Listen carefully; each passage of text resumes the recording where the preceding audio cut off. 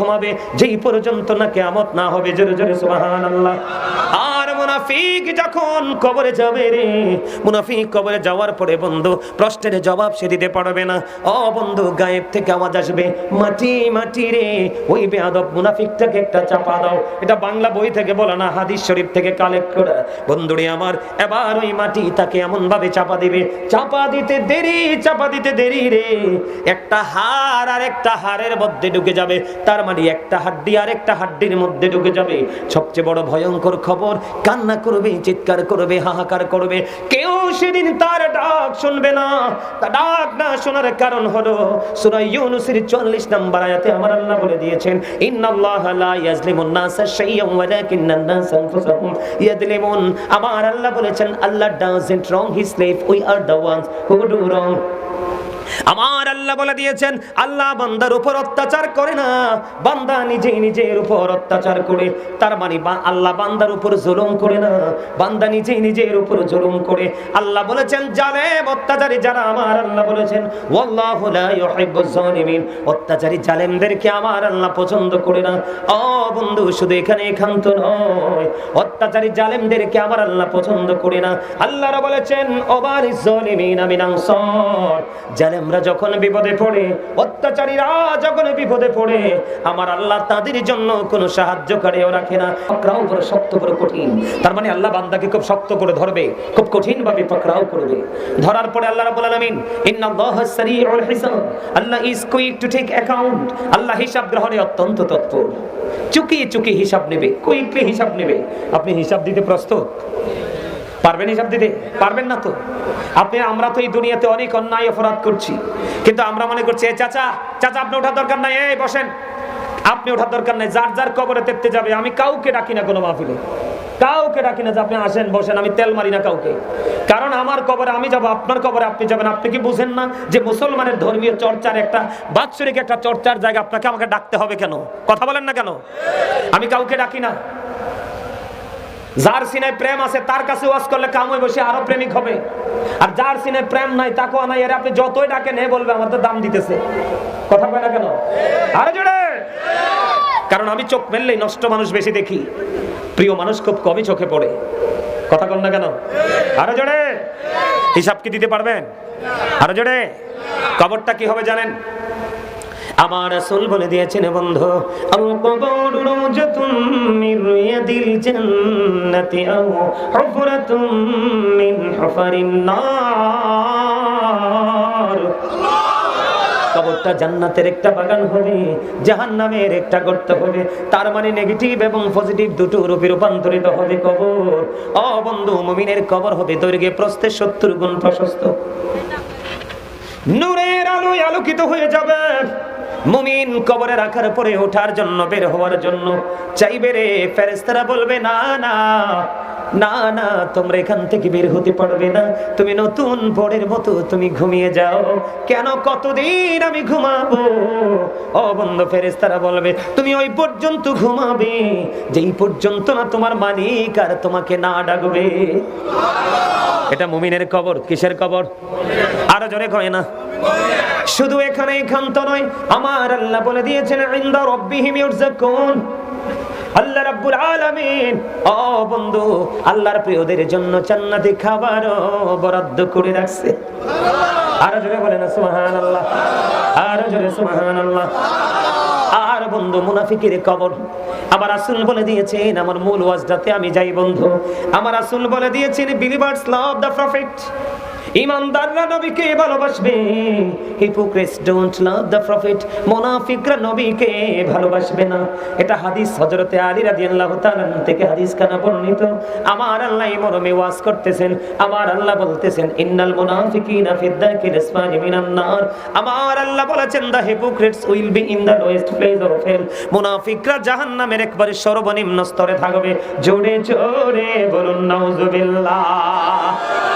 মুনাফিকরা জাহান্নামের একবারে সর্বনিম্ন স্তরে থাকবে।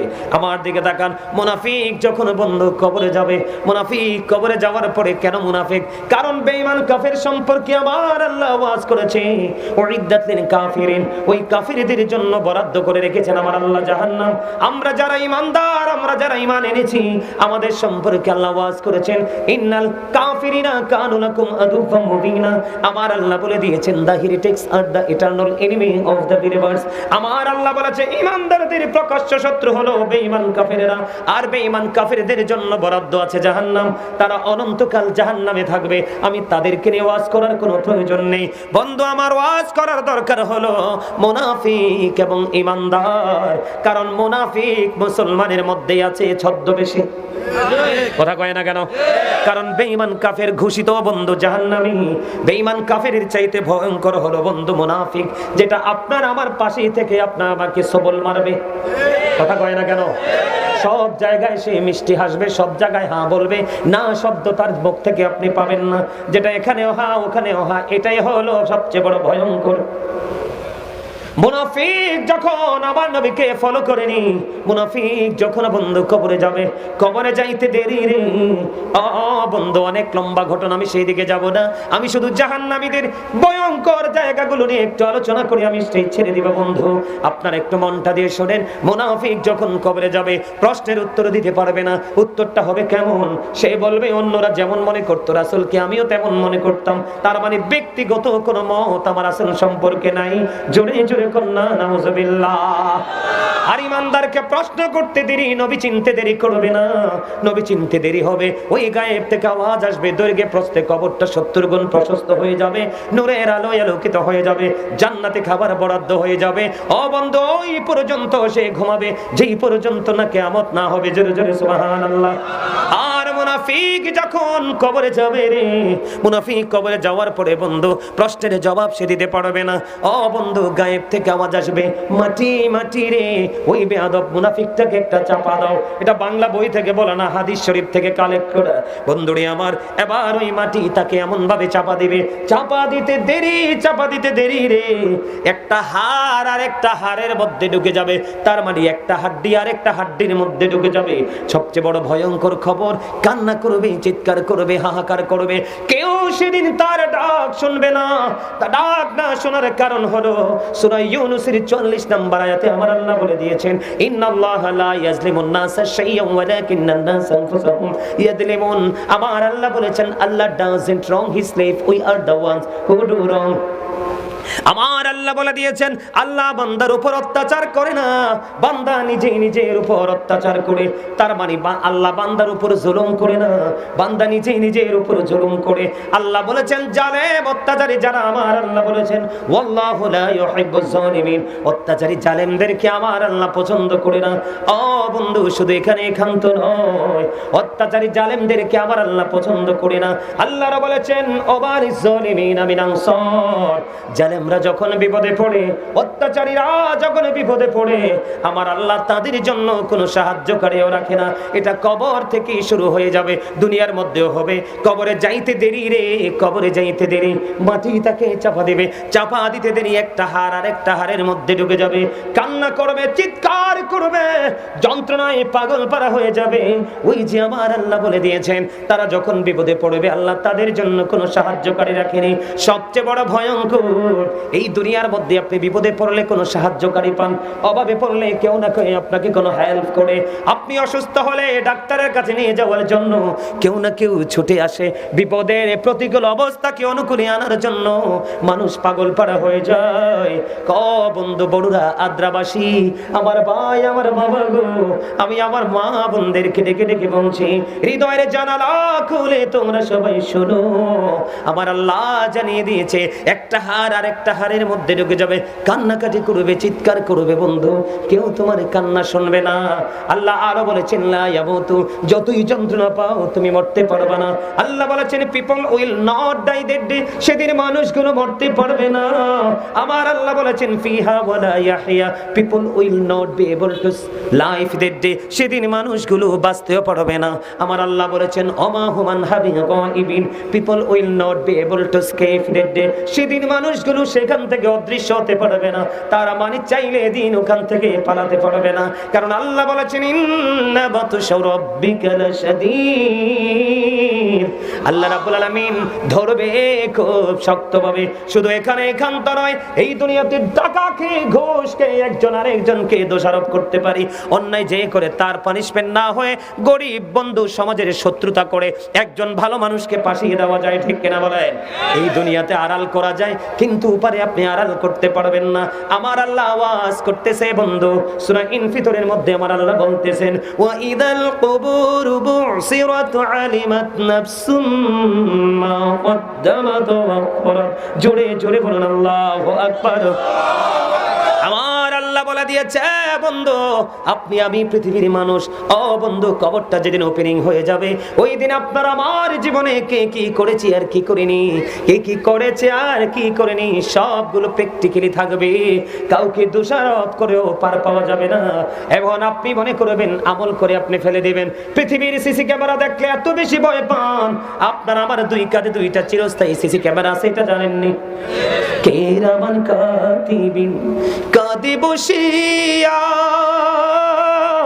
সকল কর্ম লিখিতেছে হুকুম নিয়া, আল্লাহর হুকুম নিয়া 40 কদম হাঁটিয়া আসবিরি সজন মুনকারে নাকির হাজির হইবে রে তখন, ঠিক না বা ঠিক? এমনি করে করে বন্ধু জাহান্নামীদের কবর থেকে আযাব শুরু হয়ে যাবে। আমি আপনাদেরকে একটুখানি মনে করিয়ে দেই জাহান্নামীদের আযাব কত ভয়ঙ্কর হবে। এই বড়রা আদ্রাবাসী, তোমরা হৃদয় উজাড় করে শোনো, হৃদয়ের জানালা করে শোনো। ও বন্ধু, দুনিয়াটা তুমি যেমনি চেমনি তুমি উপভোগ করতে পারবা, ও পারটাকে তুমি যেমনি চেমনি উপভোগ করতে পারবা না। আমি তোমাদেরকে বলে দেই বন্ধু, তুমি যে অন্যায় অপরাধ করেছো, তোমার জন্য খাবার বরাদ্দ আছে। ওই খাবারটার নাম হলো বন্ধু জাক্কুম। কে? জাক্কুম এত ভয়ঙ্কর, এত বিষাক্ত ফল, কাঁটাযুক্ত ফল, এটা তো বিষাক্ত। এই মুহূর্তে যদি বড় আদ্রার জমিনে যদি একটা ফোঁটা জাক্কুম পড়ে, এই বড় আদ্রার জমিনে যদি একটা ফোঁটা জাক্কুম পড়ে, গোটা পৃথিবীর মাটি বন্ধ বিষাক্ত হয়ে যাবে। কিয়ামত পর্যন্ত, কিয়ামত পর্যন্ত এই পৃথিবীতে কোনো শস্য জন্ম হবে না। এই বিষাক্ত ফল, যেই বিষাক্ত ফল এই বড় আদ্রার জমিনে পড়লে যদি আমেরিকার জমিনও বিষাক্ত হয়ে যায়, লন্ডনের জমিনও বিষাক্ত হয়ে যায়, কানাডার জমিনও বিষাক্ত হয়ে যায়, অস্ট্রেলিয়ার জমিনও যদি বিষাক্ত হয়ে যায়, ও বন্ধু গোটা পৃথিবীর মাটি যদি বিষাক্ত হয়ে যায়, ও বন্ধু এই বিষাক্ত খাবার কি খাইতে পারবেন? কথা বলেন না, খাইয়া কি জারতে পারবেন? কিন্তু আপনি খাবেন না। আপনি যদিও বলেন আপনার কর্মটা এমন করেছেন সারা জীবন, আপনি এটা খাইতেই হবে, মাস্ট বি। কিন্তু ওই যে একটু আগে বললাম, বাঁচতেও পারবেন না, মরতেও পারবেন না, ওখান থেকে পালাতেও পারবেন না। শুধু এখানে এটা কোরআন থেকে প্রমাণিত বন্ধু। শুধু এখানে একান্ত নয়, শুধু এখানে একান্ত নয়, হাদিস শরীফের মধ্যে এসেছে আপনার আমার প্রাণের রাসূল তিনি বলে দিয়েছেন, ও আমার উম্মত, ও বড় আদ্রার উম্মত, গোটা পৃথিবীর আমার ভাই, আমার বাবা, আমি আমার মা, আমি আমার বোনদেরকে ডেকে ডেকে বলবো, হৃদয় খুলে শোনো, হাদিস শরীফের মধ্যে এসেছে জাহান্নামীদের সাজা, জাহান্নামীদের আযাব বড় ভয়ঙ্কর। আরেকটা পাইলাম হাদিস শরীফের দিকে নজর দিয়ে, ও বন্ধু, সেটার নাম হলো তিনাতুল খাবাল। কে? ইয়া রাসূলুল্লাহ, ইয়া হাবিবাল্লাহ, নবী গো, এই তিনাতুল খাবালটা কি? আমার রাসূল বললেন এটা আরেকটা জাহান্নামের নিংড়ানো রক্তপুঞ্জ অথবা ঘাম। নাউজুবিল্লাহ বলবেন না? আরো জোরে বলেন। গামের গন্ধ যদি লাগে আমরা কারো পাশে বসি না। গামের গন্ধ যদি লাগে আমরা কি করি না, পোশাকটা দ্বিতীয়বার আর পরি না। আমার রাসূল বলেছেন তুমি যদি জাহান্নামী হও, তোমার কর্ম ভালো ছিল না, তোমার জন্য জাহান্নামেও খাবার বরাদ্দ। ও বন্ধু, তিনাতুল খাবাল, পচা রক্তপুঞ্জ তোমাকে খেতে হবে। শুধু এখানেই ক্ষান্ত নয়, শুধু এখানেই ক্ষান্ত নয়, এই দুনিয়াতে মানুষ পানির তৃষ্ণা লাগলে পাগল হয়ে যায় পানির জন্য। কথা বলে না কেন? এই যে গরম একটু পড়ে কিনা, এখনই দেখবেন ফ্রিজের দাম বেড়ে যাবে, আইসক্রিমের দাম বেড়ে যাবে, কথা কয় না? কারণ গরমের কারণে মানুষ একটু পরিশ্রম করে বন্ধু, মানুষ টায়ার্ড ফিল করে, তখন অনেক বেশি ঠান্ডা খেতে চায়। কেউ ফ্রিজের পানি, কেউ টিউবওয়েলের পানি, কেউ সাপ্লাইয়ের পানি বন্ধু, কেউ বা আইসক্রিম। কিন্তু যারা পাপী হয়ে যাবে রে, পাপীদের জন্য বরাদ্দ ভয়ঙ্কর খাবার বন্ধু। পাপীদের জন্য যে গরম পানিটা বরাদ্দ আছে, ওই গরম পানি যদি কোনো পাপীর মাথায়, যদি জাহান্নামের মাথায় ঢেলে দেওয়া হয়, এটা পেটের মধ্যে ঢুকবে, পেটটার মধ্যে ঢুকতে দেরি 2 রানের মধ্যখান দিয়ে ভিতর থেকে একবারে লিকুইডের মতো বের হয়ে গলে গলে বের হতে থাকবে, কান্না করতে থাকবে, চিৎকার করতে থাকবে।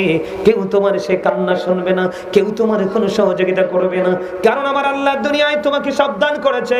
আল্লাহ বলেছেন, ওমানিজ জালিমিনা মিনাল আনসার, জালেমদের কোনো সাহায্যকারী নাই, জালেমদের কোনো হেল্পার নাই। তারা যখন বিপদে পড়বে, তাদেরকে সাহায্য করার জন্য কেউ এগিয়ে আসবে না।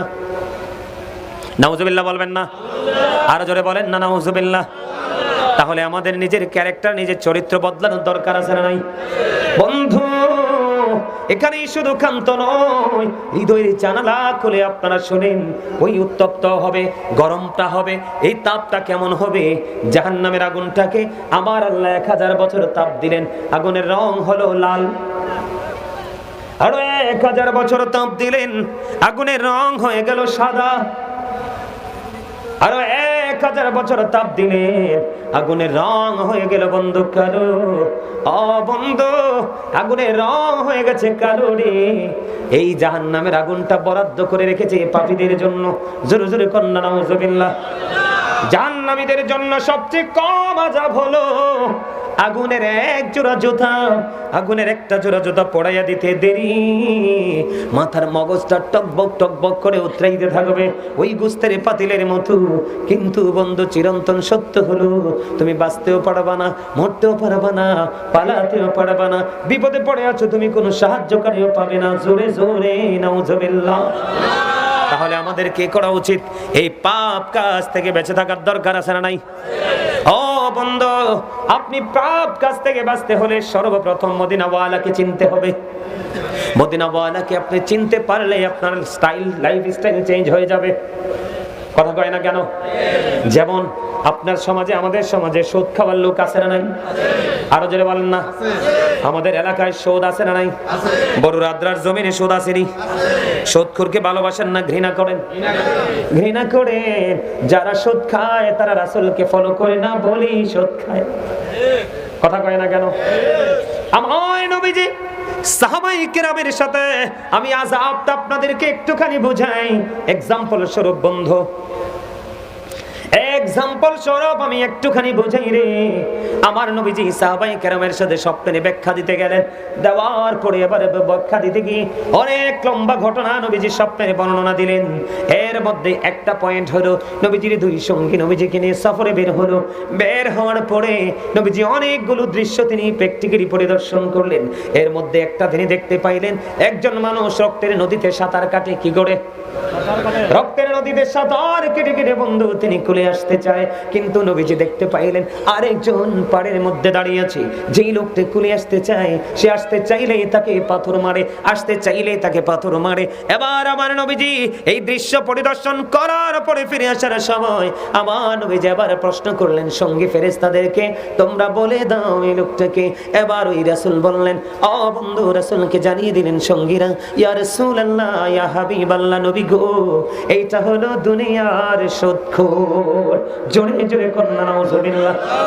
এবার আপনাদের প্রশ্ন আসতে পারে, বলে হুজুর গো, এই সুদখোর কেন রক্তের নদীতে সাঁতার কাটে? তার কারণ আছে বন্ধু, কারণ আছে। আপনার যিনি সুদ দেয়, যিনি সুদ নেয়, যিনি সুদের সাক্ষী হয়, যিনি সুদের লেনদেন, সুদের টাকা লেনদেন করে, এমনি করে প্রত্যক্ষ এবং পরোক্ষভাবে যারা সুদের সাথে যুক্ত, তাদের সবাইরই সমান সাজা। এর মধ্যে সবচেয়ে বড় জঘন্য হলো রক্তের নদীর কারণ আছে বন্ধু। খাবার থেকে রক্ত তৈরি হয়। কথা কয় না কেন? খাবার না খাইলে শরীরে রক্ত আসবে নি?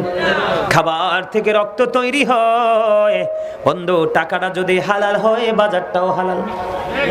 টাকাটা যদি হালাল হয় খাবারটাও হালাল। আপনি যদি হালাল খাবার খান আপনার রক্ত হবে বন্ধু হালাল, আপনার রক্ত হবে বৈধ। আপনি যদি হারাম খাবার খান আপনার রক্ত হবে বন্ধু হারাম। আপনি সুদের মাধ্যমে টাকা এনেছেন, আপনি দেখবেন একটা মানুষের কাছ থেকে যখন মানুষ সুদে টাকা আনে, যিনি সুদ দেয় ওই লোকটা শুকাইতে শুকাইতে একবারে কাকলাইশ হয়ে যায়। কথা কয় না কেন? মনে হয় যে আপনারা সুদখোর দেখেন নাই। আমার জীবনে আমি দেখি যে বন্ধু একটা গন্ডা জায়গা আছে সেটাও সুদখোর নিয়ে নিয়েছে। একটা রিক্সা চালিয়ে জীবিকা নির্বাহ করতো, রিক্সাটা পর্যন্ত ছেড়ে দিতে হয়েছে। এমনি করে করে বন্ধু সুদখোরের তাণ্ডবে অনেক গরিব মানুষ নিঃস্ব হয়ে মিসকিন হয়ে গেছে। আছে না নাই? ও বন্ধু সুদখোর, তুমি সুদ তো খাওনি, তুমি যেন গরিবের রক্ত চুষেছো। এই কারণেই তোমার জন্য রক্তের নদী বরাদ্দ। জোরে জোরে বলুন নাউজুবিল্লাহ। আমার নবীজি মেরাজে গিয়েছে, আপনারা জানেন কি জানেন না? আরো জোরে বলেন। আমার নবীজি যখন বন্ধু মেরাজে চলে গেল, মেরাজে চলে যাওয়ার পরে আমার নবী জাহান্নামের দিকে নজর দিয়ে চাইয়া দেখলেন। এদিকে তাকান, আপনারা বলেন আগে সুদখোর কি মোটা না চিকন? কথা কয় না। সুদখোর কি মোটা হয় না চিকন হয়? সুদখোর অনেক বেশি মোটা হয়, ঠিক নি দাদা ভাই? আমার নবীজি বন্ধু যখন তিনি ওই জাহান্নাম মেরাজের রাত্রিতে পরিদর্শন করলেন, পরিদর্শন করার সময় আমার প্রাণে নবী দেখতে পাইলেন এক একটা মানুষের পেট এক একটা ঘরের মতো বড় বড়। আমার নবীজি বললেন জিবরাইল বলে দাও না এই যে ঘরের মতো বড় বড় পেট লায়রা কারা? এবার জিবরাইল দিকে দিকে বললেন ইয়া রাসূলুল্লাহ ইয়া হাবিবাল্লাহ, নবী গো ওই যে ঘরের মতো বড় বড় পেটওয়ালা মানুষগুলো এরা হলো দুনিয়ার সুদখোর। এবার আমার নবীজি দেখে দেখে বললেন ওই তোমরা নজর দিয়ে চাইয়া দেখো ওই যে বড় পেট, তার পেটটা একটা ঘরের মতো বড়। আমার নবীজি বললেন তার পেটটার দিকে নজর দিয়ে চাইয়া দেখো, তার পেটের মধ্যে সাপ আর বিচ্ছু দেখা যায়। জোরে জোরে কন্যা নাউজুবিল্লাহ। আরো জোরে আর একটু মহব্বতে। আবার সুদখোরকে সমর্থন করে আছে না নাই? কথা বলে না? 500 টাকার জন্য বাজারের দিন একটা ব্যাগ বাজার করে দিবে এই জন্য, গরু বাটা দিয়েছে একটা ভাগ গোস্ত কিনে দিবে এই জন্য, অথবা অন্য কোনো সুবিধা তার পেতে পারে, ঠিক কিনা বলেন?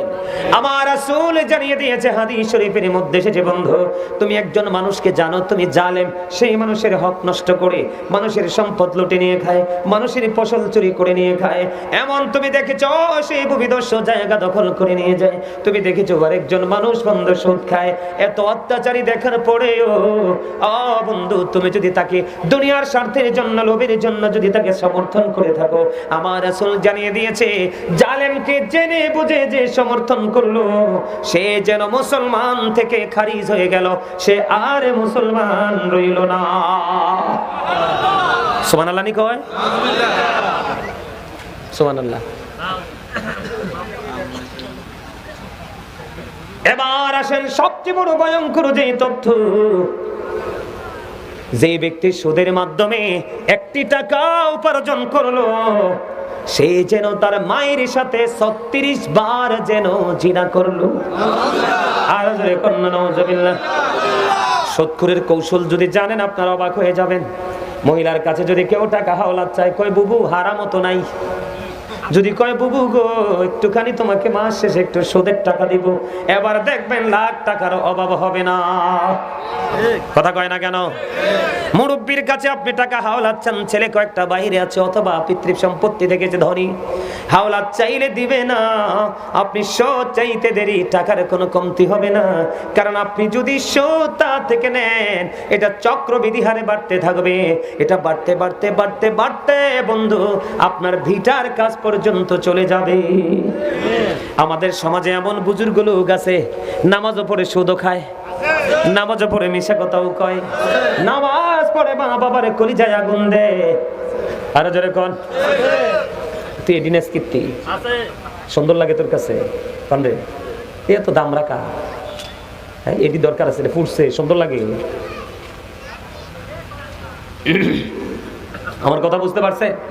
আরো জোরে একটা মহব্বতে খায় না? আল্লাহ সূরা আনকাবুতের মধ্যে বলেছেন ইন্নাস সালাতা তানহা আনিল ফাহশাই ওয়াল মুনকার, নামাজ মানুষকে খারাপ কাজ থেকে বাঁচায় রাখে। তার মানে নামাজ পড়ার পরেও যিনি সুদ খায়, নামাজ পড়ার পরেও যিনি পরনিন্দা করে, নামাজ পড়ার পরেও মিথ্যা কথা বলে, নামাজ পড়ার পরেও বন্ধু গীবত করে, বন্ধু অন্যান্য অপরাধের সাথে যে যুক্ত, আপনি মনে করবেন তার নামাজ আল্লাহর দরবারে কবুল হয় না। কথা কি বুঝে আসছে? তাহলে কি করতে হবে? সাজা তো খুব ভয়ঙ্কর অপেক্ষা করতেছে। জিফু তো কাজে লাগতো না, সম্পদও কাজে লাগতো না, চাইলে দৌড় দিয়ে বের হতে পারবেন না, আল্লাহ কইছে ধরবে খুব শক্তভাবে। তো কি করবেন এখন? আপনার একটা কাজ করণীয়, সেই কাজটা হলো হক্কানি আলেমদের সাথে প্রেমের ডুরি লাগাবেন।